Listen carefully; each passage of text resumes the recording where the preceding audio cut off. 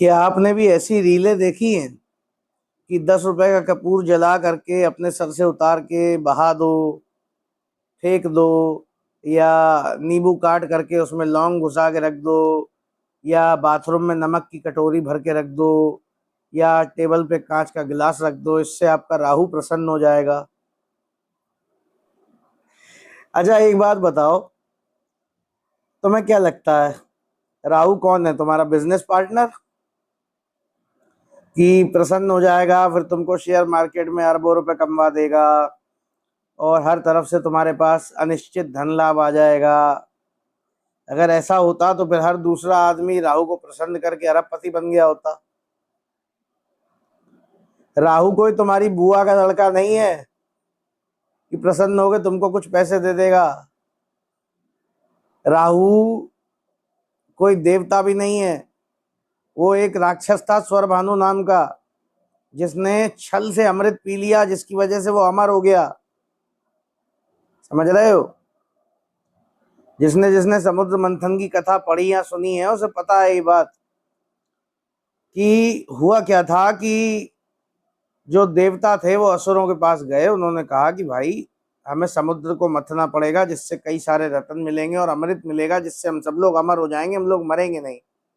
तो असुरों के जो गुरु थे शुक्राचार्य, वो इस बात के लिए मान गए और शेषनाग को मत की रस्सी बनाया गया, मंदराचल पर्वत को मथानी बनाया गया और उसको एक तरफ देवताओं ने पकड़ा, एक तरफ असुरों ने पकड़ा और समुद्र का मंथन किया। मंथन किया तो उसमें से सबसे पहले विष निकला।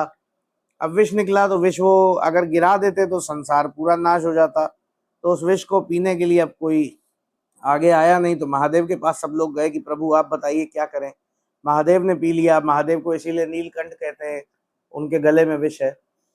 ठीक है, तो उसके बाद क्यों विष के प्रभाव से उनका जो गला है वो नीला पड़ गया, तो पार्वती माता ने यहाँ पे हाथ रख के उनका विष यहीं रोक लिया कि वो अंदर न जा पाए, यहीं रुक गया विष। तो उनका जो कंठ है वो नीला पड़ गया, इसलिए महादेव को नीलकंठ कहते हैं।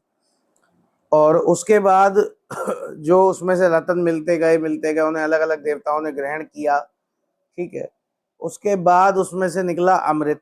अब अमृत का बंटवारा असुरों और देवताओं में बराबर होना था, लेकिन असुर क्या थे कि भाई उनकी जो प्रवृत्ति थी वो तांत्रिक थी। भगवान को लगा कि ये संसार के लिए सही नहीं है, विष्णु भगवान को। तो उन्होंने क्या किया कि मोहिनी का रूप धरा, एक सुंदर नारी मोहिनी का रूप धरा और असुरों को भ्रमित करके देवताओं में अमृत बांट दिया। स्वर भानु ने ये बात जान ली कि ये छल हो रहा है असुरों के साथ, तो स्वर भानु देवता का वेश धर के और चला गया, वहां बैठ गया जाके चुपचाप, उसने अमृत पी लिया।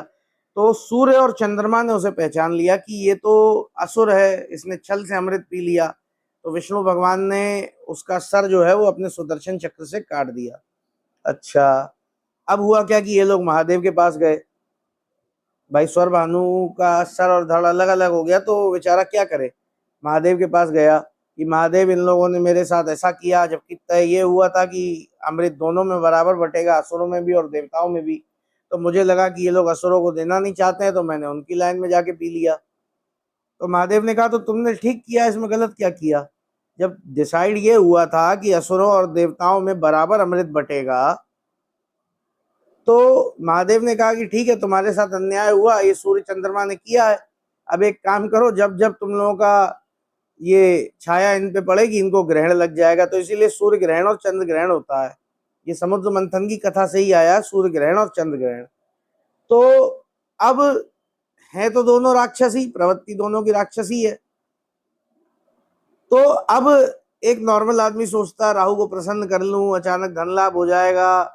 बेटा, राहु जो देता है ना, मान लो कुछ उसने तुमको दे भी दिया तो तुमसे उतनी जल्दी वापस भी ले लेता। राहु का दिया किसी से संभाला नहीं जाता। राहु करता क्या है, तुम सो रहे होगे मस्त, तुम्हारे पैर में आएगा, एक हॉट एयर बलून बांध देगा। तुम जब हवा में होगे ना, ऊपर देखोगे आसपास, हवा लग रही है, अच्छा लग रहा है, हॉट एयर बलून में ऊपर आ गए तुम, और रस्सी खोल देगा, गिरोगे ना तो हड्डियां भी नहीं बचेंगी। राहु कुछ दे रहा है इनको। राहु राक्षस है, ज्यादा प्रसन्न हो गया ना, सर पे सींग उगा देगा काले काले, बैठना असुर राज बन के। तो फालतू रीलों से दूर रहो जो बताते हैं कि कपूर जला दो तो राहु अरबपति बना देगा। कई बर्बाद हो गए इसमें।